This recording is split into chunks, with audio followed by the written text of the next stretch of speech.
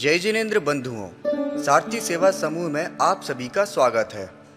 नेहनगर निवासियों को वर्षा युग 2020 में मुनि श्री 108 कुंतु सागर जी मुनिराज व एलक श्री 105 सिद्धांत सागर जी का चातुर्मास प्राप्त हुआ है। धर्म लाभ हेतु एलक श्री 105 सिद्धांत सागर जी आचार्य समंत्रबद्ध स्वामी द्वारा रचित स्वयंभू स्त्रोत की कक्षाएं ले रहे हैं, जिसे आप सभी सारथी सेवा समूह के फेसबुक पेज या यूट्यूब चैनल पर प्रतिदिन प्रातः 8 बजे देख सकते हैं।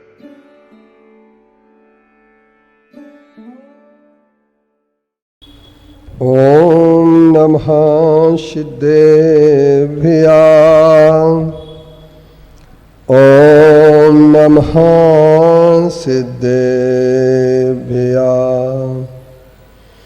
ओम नमः सिद्धेभ्या।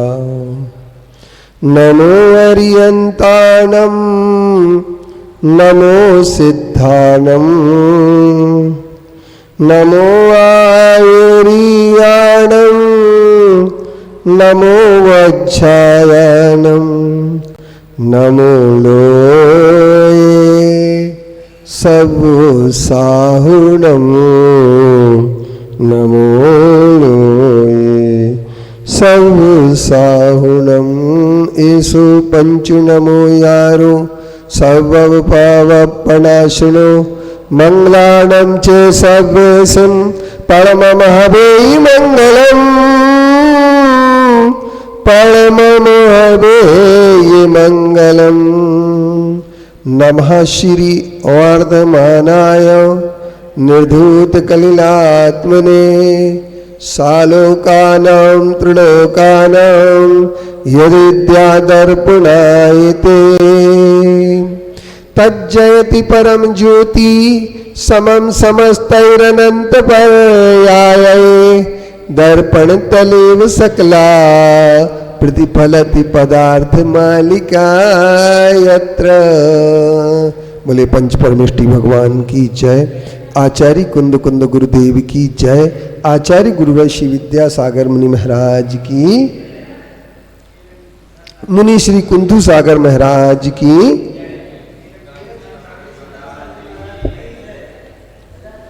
सुपार्श्वनाथ भगवान का स्तवन है।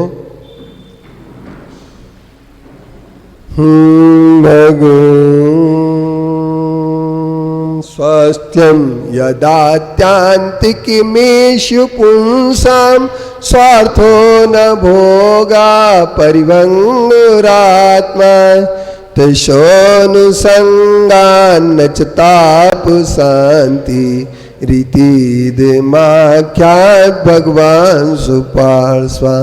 अजङ्गमञ्जङ्गमनीययन्त्रं यथा तथा जीवधृतं शरीरं, बिभत्सपोते चैतापकं च स्नेहो वृथा ते तीतं त्वमाख्याय। अलंग शक्तिर्भवितव्यतेयं हेतोद्वयावेष्कृतकार्यलिङ्गाय, अनीश्वरो जन्तुरहं क्रियार्ताय, संहत कार्ये शुभिस्मिति साध्यवादिं। बिभेति मैत्र न ततोऽस्ति मोक्षो, नित्यं शिवं वाञ्छति नाशलाभाय। तथापि बालो भयकाम,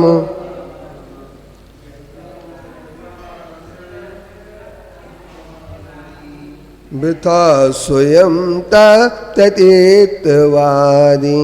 सर्वस्य तत्त्वस् भवान् प्रमाता, मतेव वालस्य गुण, मतेव बाल हितानुशास्ता। गुणावलोकस्य जनस्य नेता, मयापि भक्त्या परनुष्येद। बिभेति मृत्युर्न ततोस्ति मोक्षो, नित्यम शिवम वांछति नास्य लाभाय तथापि बालो वह काम वश्यो वृथा स्वयं तप्यतीत्यवादी। यहां पर एक बात बहुत अच्छी सी आ रही है। सुपार्श्वनाथ भगवान के स्तवन में 3 कारिकाएं हो चुकी हैं, 3 काव्य हो चुके हैं। पहले काव्य में उन्होंने बताया कि भगवान आप स्वस्थ हैं और स्वस्थ होने के साथ साथ आप स्वार्थ जो होता है वो अपने आत्मा के लिए होता है।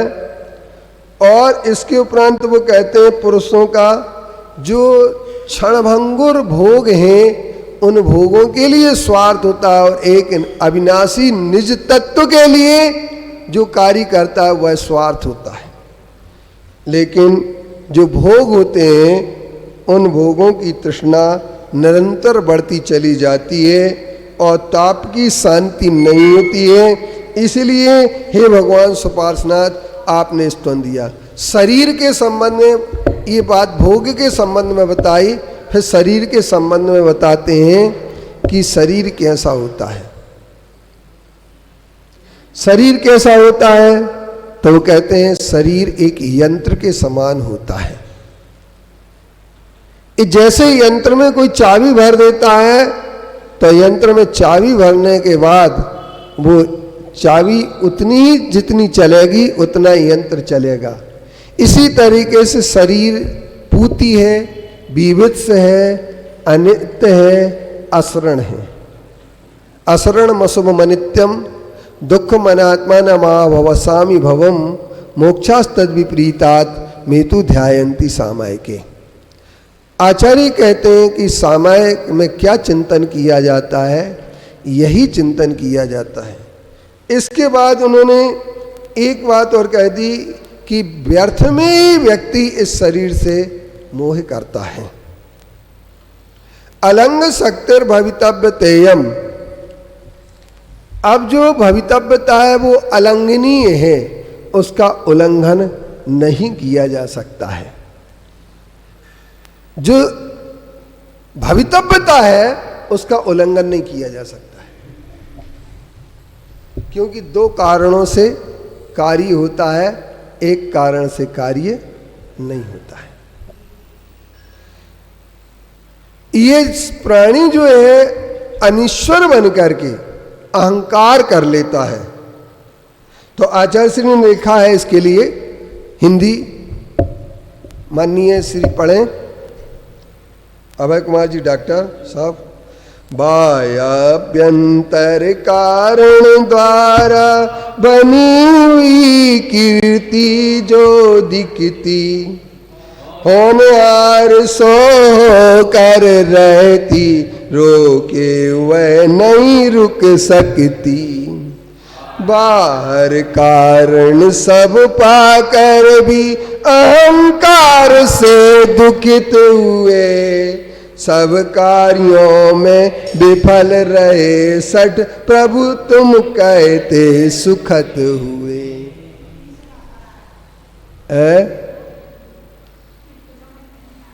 अब वो ऐसा है ना, उनके लिए पेज नंबर बता दो। 149 पेज में तीसरा काव्य है। अब इसमें क्या चलता है कि अलंग है, इसका उल्लंघन नहीं हो सकता है। 2 कारणों से कार्य होता है, एक कारण से कार्य नहीं होता है। ये कल भी आप लोगों को बताया था। और भवितव्यता जो होनहार होती वो होकर रहती है, उसे कोई रोक नहीं सकता है। ये आचार्य समंतबद्ध देव ने कह दिया।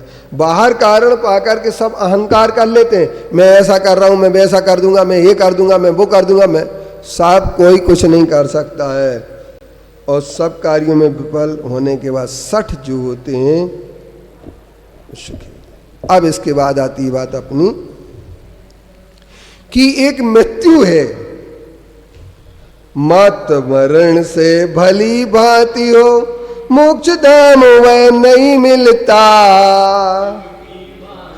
भर से शिव नहीं मिलता जीवन नहीं खिलता। मृत्यु भीत से काम चोर से ठगा हुआ जड़ अज्ञानी, वृथा व्यथा से सहता फिर भी तुमने कह दी यह वाणी। अब क्या कहते हैं कि मात्र मरण से भली भांति हो। कोई मात्र मरण का ज्ञान कर ले, मरण से डर जाए, डरता रहे तो उसकी मोक्ष की प्राप्ति होने वाली नहीं। और यदि कोई मोक्ष की कामना करता रहे तो मोक्ष प्राप्त होने वाला नहीं। फिर कैसे मिलेगा मोक्ष? फिर मोक्ष कैसे मिलेगा? तो मोक्ष मिलेगा तो आगे बताते हैं, विभेति मैत्योर न ततोस्ति मोक्षो नित्यम शिवम वांछति नास्य लाभाय। तथापि बालो, बालो माने फिर भी अज्ञानी जन भय और कामना के साथ में तपस्या करते हैं। इस चीज को बहुत कम लोग मानते हैं। अभी हमारे भैया जी कह रहे थे, भगवान कौन कहता है कि सोते नहीं है। लेकिन भैया जी को ये पता नहीं है कि 18 दोष भगवान के होते ही नहीं है। निद्रा एक दोष है, और जिसकी निद्रा होगी वो भगवान नहीं होंगे, जो भगवान होंगे वो उनकी निद्रा नहीं होगी। अब ये भैया भजन तो गा गए।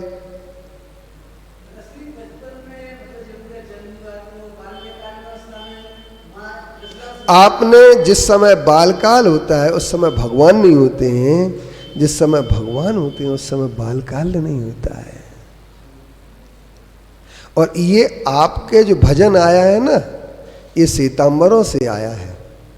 और आपको ये पता नहीं कि श्वेतांबर से आया कि दिगंबर से आया। अच्छा लगा अपन गाने लगे। अब मीरा जैसे बेर खिला के देखे कोई, किसी सबरी जैसे। अब सबरी के बेर खिलाए के, कौन कहता है भगवन आते नहीं, मीरा जैसे बुला कर के देखो तो तुम। लेकिन तुम जो बोल रहे ना, ये तुम्हें पता नहीं है। भाई जी आपसे एक बात कह दे, सुनो सुनो एक मिनट। एक बार में ही अपना सामान समेट लिया करे, क्योंकि आप इधर की उधर होती है ना तो थोड़ा मुझे डिस्टर्ब होता है। अच्छी नहीं लगेगी आपको ये बात? अच्छी लग रही? कोई बात नहीं, कम से एक तो मिला कोई कि उसे हमारी बात अच्छी लग गई। अब सुनिए, तो मैं ये कहना चाहता हूं, मीरा जो है ना, मीरा जैसा बुला करके देखा तो सही, लेकिन एक बात मैं कह रहा हूं कि भगवान पहली चीज तो हमारे भक्ति से आते ही नहीं है, क्योंकि जिन्हें मोक्ष हो जाता है वो मोक्ष से लौट करके आते नहीं। दूसरे नंबर की चीज कि भगवान खाते नहीं है। तीसरे नंबर, भगवान जो होते हैं ना सोते नहीं है, क्योंकि जिन्हें भूख प्यास दोनों क्षुत पिपासा जरातंक जनवान तक भयस्मया न राग द्वेष मोहाश्चर्य। ये क्या बड़ा लफड़ा हो रहा है। हमारे यहाँ कहीं का भी भजन आया, अच्छा लगा, हमने गाना शुरू कर दिया, हमने सोचा ही नहीं इसमें अर्थ क्या निकलेगा, गाना शुरू कर देते। इसलिए मेरे कहने का तात्पर्य यही है कि आप सब लोगों को इस चीज पर विचार करना चाहिए कि मृत्यु से डरने मात्र से मोक्ष मिलने वाला नहीं है, और मोक्ष की कामना करने मात्र से मोक्ष मिलने वाला नहीं है। और कोई बच्चों जैसी तपस्या करे, अज्ञानियों जैसी तपस्या करे, किस जैसी तपस्या करे? अज्ञानी जैसी अगर कोई तपस्या करे तो एक याद रखना है इस बात के लिए कि वह भय और कामना के साथ तपस्या कर रहा है, और भय और कामना के साथ जिसने तपस्या की है भयासा स्नेह लोभाच्च कुदेवागम लिंगिनाम प्रणामम विनियम चैव न कुरियु शुद्ध दृष्टिया। शुद्ध दृष्टि वाले जो होते हैं वो कभी भय और कामना से कोई भी तपस्या नहीं करते। जो शुद्ध दृष्टि वाले होते हैं भय आशा स्नेह और लोभ के कारण से किसी की ना विनय करते हैं, ना भक्ति करते हैं, ना किसी को नमस्कार करते हैं। इसलिए भय काम वश्यो।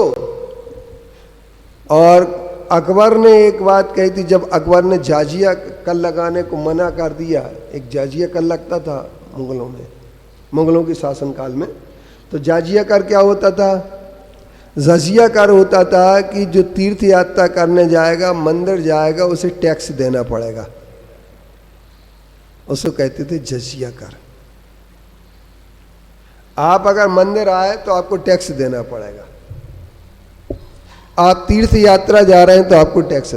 तो टैक्स की चोरी तो हर कोई करता है, तो लोग छुप करके आते थे मंदिर, रात में आते थे। तो तात्पर्य कहने का ये रहा कि जैसे हमारे कोरोना काल में मंदिर घट रहा है, ऐसा मुगल काल में भी मंदिर घट गया था और लोग मंदिर नहीं आते थे। तो क्या करते थे? तो उस समय अकबर ने एक बात कही, जब अकबर के सामने कठमुल्लों ने ये बात रखी कि जजिया कर हटाना नहीं चाहिए, तो उसने कह दिया धर्म भय और लोभ से नहीं होता है,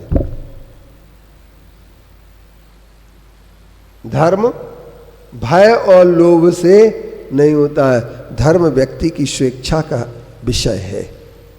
उसे कौन सा धर्म अपनाना है, कौन सा नहीं अपनाना, ये उसकी इच्छा पर निर्भर करता है। इसलिए हम किसी को, जितने भी लोग हैं, भय के कारण से, भय दिखा करके, आशा दिखा करके, स्नेह दिखा करके, जो भगवान के लिए क्या करते हैं, अपने अपने मंदिरों में आकर्षित करते हैं। जितनी मज़ारें बनती हैं, दरगाहें बनती हैं, वो सब किस लिए बनती हैं?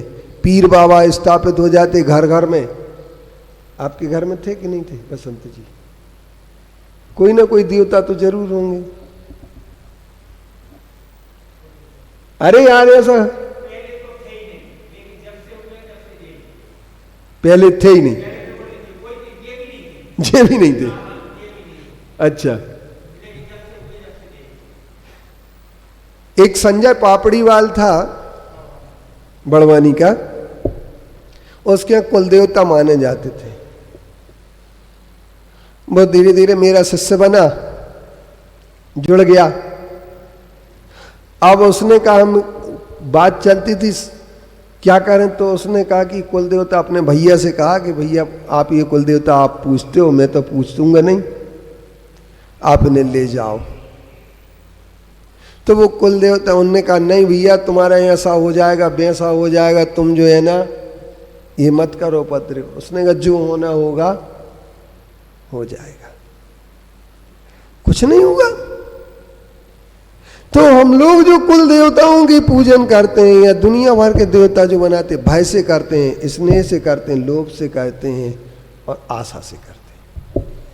लेकिन जो भय और काम से ऊपर उठ जाता है वो सच्ची तपस्या करता है। अन्यथा जितनी भी तुम तपस्या कर लो, दूसरों को प्रभावित करने के लिए जो भी तुम कर लो, नाटक नौटंकी, क्या कर लो? नाटक नौटंकी, कोई थोड़ी देर के लिए सब प्रभावित हो जाएंगे, लेकिन याद रखना कोई भी आपका फर्क पड़ने वाला। इसलिए बंधुवर एक ध्यान रखना, आज तो रक्षाबंधन है और धर्म की रक्षा और संकल्प का दिन है। और धर्म की रक्षा, सच्चे धर्म की रक्षा वही करता है और सच्चा धर्म रक्षक वही बनता है जिसे धर्म समझ में आ जाता है। आज रक्षाबंधन है और आज रक्षाबंधन के दिन जरूर करना तुम रक्षा सच्चे धर्म की, क्योंकि एक भटकाने वाले व्यक्ति ने एक व्हाट्सएप छोड़ी है, भटकाने वाले व्यक्ति ने, कि आचार्य विद्यासागर जी महाराज जी जो हथकरघा चला रहे हैं, उस हथकरघा पर उसने प्रश्न उठाए हैं। और प्रश्न ऐसे वैसे नहीं उठाए हैं, उसने एक तुलना की है, वो बहुत घिनौनी तुलना है, वो गलत तुलना है। और शायद आप लोगों ने किसी ने भी व्हाट्सएप उसका देखा हो, आपने देखा है, और भी लोगों ने देखा हो। बहुत विसंगत, क्योंकि ये लोग जो तुलना करते हैं ना, सोनगढ़िया लोग जितने भी होते हैं, इनकी तुलनाएं बेतुकी होती हैं। बहुत इतनी ज्यादा अति करके करते हैं कि जिसकी कोई संबंध ही नहीं। उसने ये कहा कि आचार्य विद्यासागर जी अगर हथकरघा राष्ट्र उन्नति के लिए कर रहे हैं, उसने ये नहीं कहा कि अहिंसा के लिए कर रहे हैं। अब मैं एक कविता मेरे लिए मिली है जो सन 1942 में जेल में लिखी गई थी, और विनोद मील वाले जो थे, विनोद मील आपको पता हो शायद, उज्जैन में विनोद मील है, और बहुत बड़ी जगह है उनकी विनोद मील की है। हाँ, तो उन्होंने एक कविता लिखी कि अहिंसा का अगर पालन हो सकता है तो हथकरघा से हो सकता। वो कविता निकाल करके व्हाट्सएप पर डालना है, एक जवाब उसके लिए। आज ही उसका वीडियो बना करके अपन को डालना है, और तुम लोग जरा ध्यान रख लेना। अब आचार्य श्री ने हथकरघा अहिंसा के लिए बात की है, और उद्देश्य अहिंसा का है। आप देखिए कि जेल में अभी हम गए थे तो कम से कम 100-200 कैदी जैन साहब हथकरघा पर काम कर रहे हैं। जब वो हथकरघा पर काम करेंगे, बहुत सारे अपराध इसलिए होते हैं कि आदमी को जब सही दिशा नहीं मिलती है, खाली दिमाग होता है, तो खाली दिमाग शैतान का होता है। एक आदमी हमें मिला जेल में, नन्हे भाई नाम है उसका, वो हमसे बोला महाराज जी चीन गए कि नहीं चीने जेल में। हमने कहा यार चीन तो गए हैं, लेकिन बहुत दिनों बाद समझ में नहीं यार, तू बता। बोले मैं नन्हे भैया हूं गड़ा कोटा का। कैसे आ गया भाई तू जेल में? बोले वो एक पटेल की मार डारो तो सो आ गए। तो क्यों मारा? आदमी जब, एक बात ध्यान रखना, अंधविश्वास में फंस जाता तो हिंसा कर देता है, बेरोजगार होता तो हिंसा करने की बात आ जाती, खाली दिमाग बैठता है तो दूसरों के भड़कावे में आकर के काम कर। जिसके हाथ में हुनर और काम होता है उसे इस बात की फुर्सत नहीं होती है कि कोई अपराध करे। आप देखिए कितने बड़े अपराधियों के लिए, राष्ट्र उन्नति के लिए तो है ही, पर राष्ट्र उन्नति के साथ साथ अहिंसा से राष्ट्र उन्नति होगी, इस संदेश देने के लिए आचार्य विद्यासागर जी ने हथकरघा को प्रोपेल किया। और उसने नालायक व्यक्ति ने, नालायक इसलिए कह रहा हूं मैं कि वो मानवता के लायक नहीं है। नालायक का अर्थ मानवता के लायक नहीं है, देश के लायक नहीं है, समाज के लायक नहीं है, और वह साधु संस्कृति की गरिमा समझने के लायक नहीं है।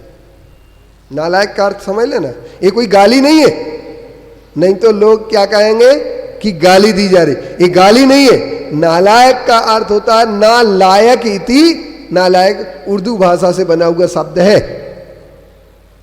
तो उसके लिए इस बात की लायकी नहीं रही कि हम जो है ना, जिस अहिंसा धर्म का पालन करने के लिए व्यवहारिक रूप में बात की जाती है, आप जिस कपड़े को खरीद रहे हैं आपने देखा नहीं है। सूती मिल्क में मैं गया अकोला में, तो एक चर्बी की पूरी टंकी भरी थी। किसकी जैन साहब? चर्बी की। और वो चर्बी की टंकी किस काम के लिए भरी थी? धागा को स्ट्रेंथ करने के लिए। तो आप बताइए वो चर्बी किसकी होगी? तो वो चर्बी वाले कपड़ा पहनना है कि बिना चर्बी वाले पहनना है? अगर आपको तय करना है, आप इसके बाद साड़ी जो पहनते हैं, रेशमी साड़ी पहने या कुछ भी पहने, इस पर आप विचार करना।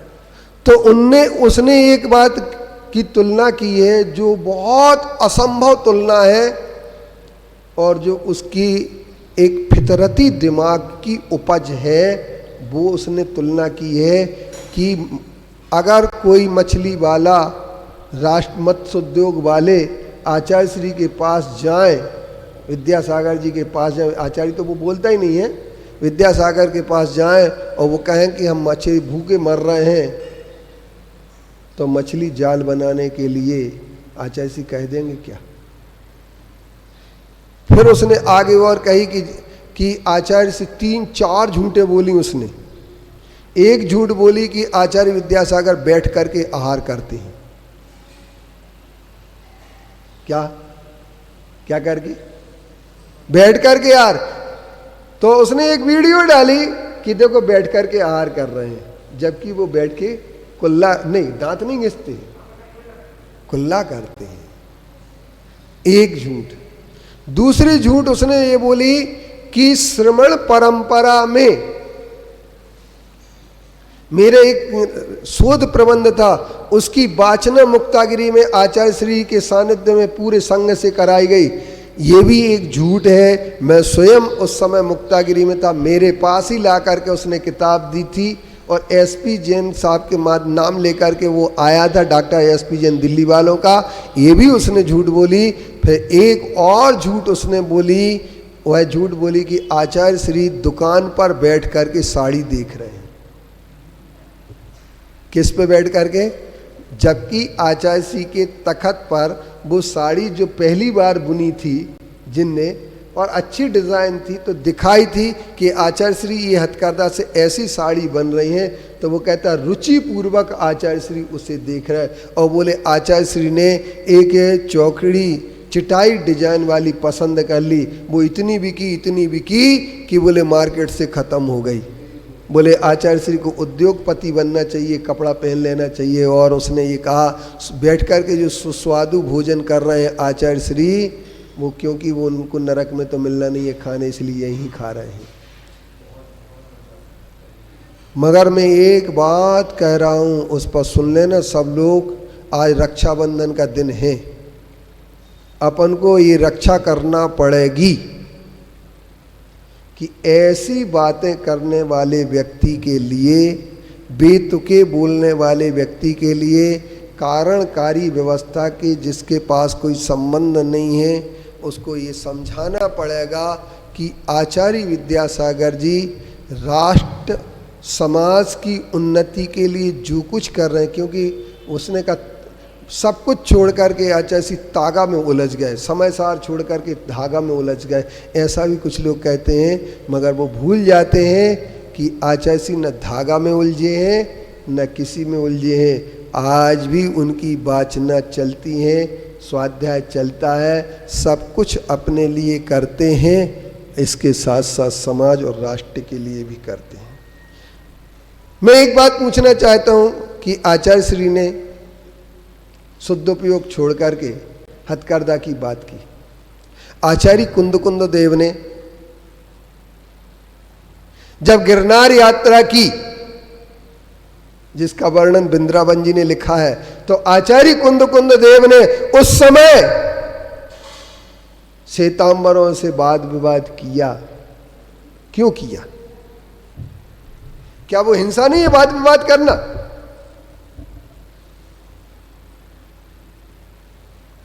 है? और उन्हीं आचार्य कुंद देव ने एक अपने समय सार में सोने बनाने की भी विधि लिख दी। उन आचार्य जिनसेन जी ने तत्काल की परिस्थितियों में राष्ट्रकूट के वंश के राजाओं के लिए, जिन्होंने कभी जीवन में कपड़े नहीं पहने, ऐसे आचार्य जिनसेन जो 8वीं शताब्दी के आचार्य हुए, महान आचार्य, उन जिनसेन आचार्य श्री ने 100 अजैनों को जैन बनाने का संकल्प लिया और राष्ट्रकूट के वंश के राजाओं के लिए शस्त्र विद्या तक की शिक्षा दी। और अगर ये कहते हो कि ब्रह्मचर्य खंडित हो जाता साड़ी देखने से, तो आचार्य जिनसेन, जिन्होंने मरुभूति का इतना वर्णन किया है आदि पुराण में कि जिसे पढ़कर के आदमी ये कह सकता कि एक एक अंग अंग का वर्णन किया है मरु देवी का, तो एक बात मैं पूछना चाहता हूं कि मरु देवी का वर्णन करने वाले आचार्य जिनसेन जी का क्या ब्रह्मचर्य नष्ट हो गया? इसके बाद आचार्य अकलंक देव ने जब हिमशीतल राजा के ऊपर आक्रमण किया चालुक्य वंश के लोगों ने, तो उस समय राष्ट्रकूट के राजाओं को भेजा था कि हिमशीतल की रक्षा करना, और सेना को भिजवाया था। तो अकलंक देव आचार्य से ने जैन धर्म की रक्षा के लिए अगर सेना को भिजवाई, इस सब के इतिहास हैं। तो आचार्य विद्यासागर जी तो सिर्फ उस हिंसा को परास्त करने के लिए, जिस अहिंसा वृत्ति की बात करने के लिए, जिस अपरिग्रह की बात करने के लिए आचार्य विद्यासागर जी खुद के लिए कुछ नहीं कर रहे हैं, न सद लगा के अपने परिवार के लिए कुछ कर रहे हैं। और यहाँ तक कि एक बात मैं बता दूंगा आपके लिए कि आचार्य विद्यासागर जी जिस दिन से सद लगा छोड़ा है, उस तरफ देखा भी नहीं।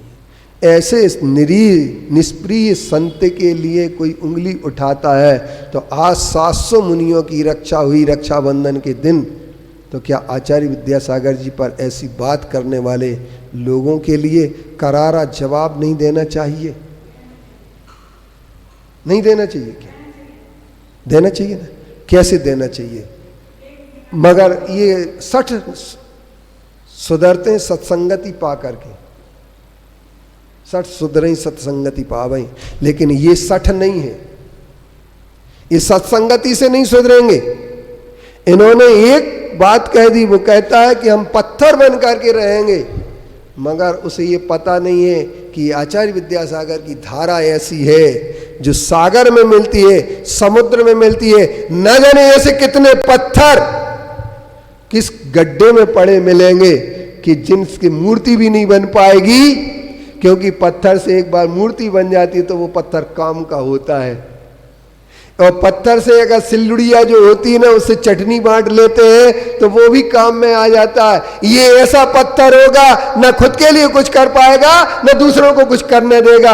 ऐसे पत्थरों के लिए बीच से दूर हटाने के लिए हम लोगों को प्रयास करना पड़ेगा कि आचार्य विद्यासागर की अविरल धारा बहती रहे और अहिंसा की ये बहती हुई धारा, अहिंसा का प्रवाह कभी रुक ना पाए। अगर आज जेल में चल रहा है तो घर घर नगर नगर में ये हथकर्धा होंगे, उसके विरोध के बाद और ये समाज उठ करके इस हथकर्धे को और ऊंचा ले जाएगी, क्योंकि हथकर्धा अहिंसा की मूल भावना से भरा हुआ है और प्रेम की मूल भावना से भरा हुआ है।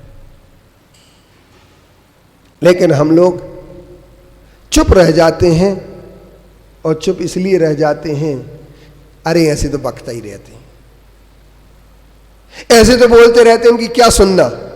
लेकिन उनकी अनसुनी करना भी एक, उनके लिए जवाब नहीं देना भी एक अपना अपराध हो जाता है। इसके लिए उसने कहा कि आचार्य से विद्यासागर जी क्या जो भी विरोध करता है उसे पिटवा देते हैं, ये करवा देते हैं, वो उनके पास। उसने कौन सी बात कही? शिष्य तो जैसे हैं, शिष्य तो पता है सबके लिए। सिद्धांत सागर एक काफी है उनके लिए, अगर उनकी दम हो तो आकर के शास्त्रार्थ कर ले, शास्त्रार्थ कर ले उनके लिए, उनके हुकुमचंद भारल्य के लिए, उन सब के लिए। मैं एक बार कह सकता हूं कि वो आकर के बैठे, तर्क और आगम की कसौटी पर कर ले हथकर्धा पर चर्चा। क्यों? यह गो शास्त्री ये आचार्य वीरसेन जी ने लिख दिया। इन्होंने साहित्य पढ़ा नहीं है, आचार्यों की उस परंपरा को देखा नहीं है कि युग में आने वाले परिवर्तनों के साथ आचार्य अपना उपदेश देते हैं और जैन धर्म की रक्षा के लिए सदैव अपने उपदेश की पद्धतियों को सम्यक रूप से प्रवाहित करते हैं। जब जिस समय जो जरूरत होती है वो बात की जाती है। आज समाज की जरूरत है हथकरघा। और एक और झूठ बोली कि आचार्य श्री चर्या शिरोमणि लिखते हैं, ये उनका लाइसेंस नहीं है, कोई भी लिख सकता है। आचार्य श्री ने तो कभी न संत शिरोमणि लिखा, न चर्या शिरोमणि लिखा, न चारित्र चक्रवर्ती लिखा। आप गीता, जैन गीता छपी थी, या संतोष यहाँ पर बैटरी वाले हैं सागर भाई, उन्होंने सारी आचार्य श्री के साहित्य को छपवाया। आचार्य श्री अपना लेख लिखते थे, सिर्फ विद्यासागर लिखते थे, इसके सिवा और कुछ शब्द नहीं लिखते थे। क्या लिखते थे? विद्यासागर। तो एक ध्यान रखना कि ये उनके लिए कह रहे हैं, ऐसे निरीह और निष्प्रिय संत। मैं भी कट्टर सोनगढ़ी था, वो सुन ले, मैं भी कट्टर सोनगढ़ी था, और सोनगढ़ किसी भय और आशा के कारण से नहीं छोड़ा है।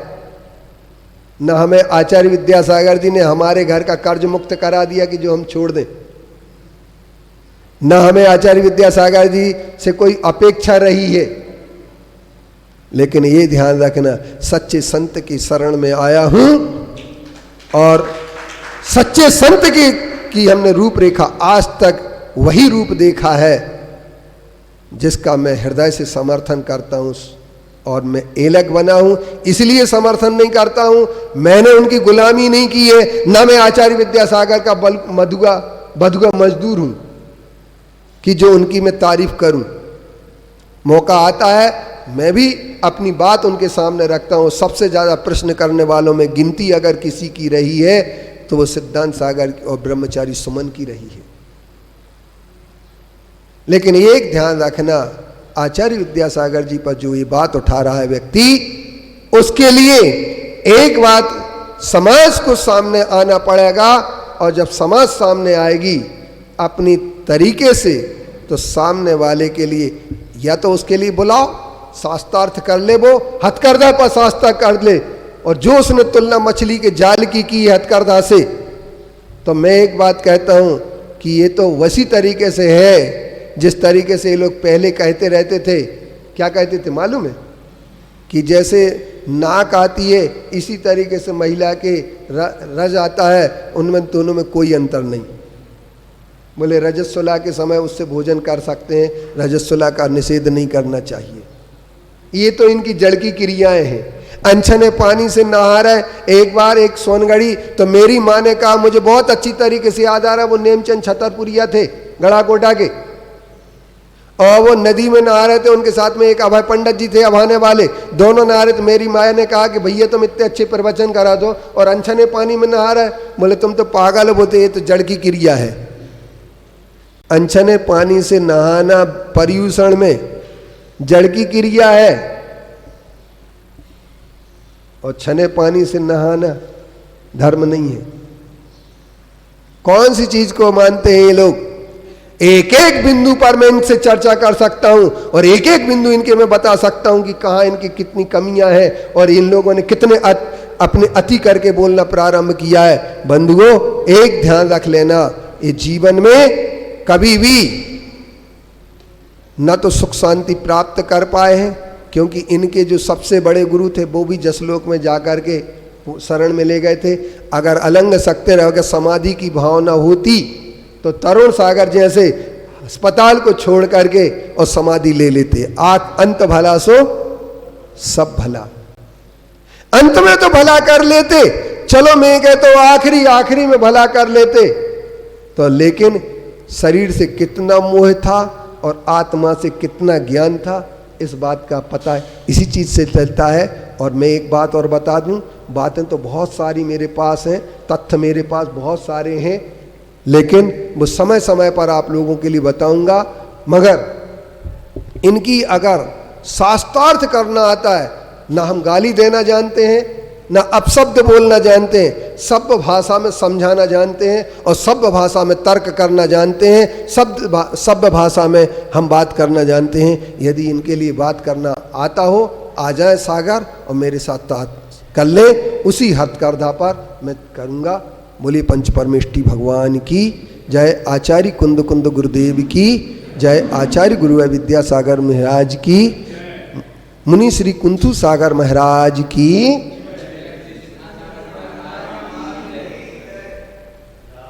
अणि के ज्ञान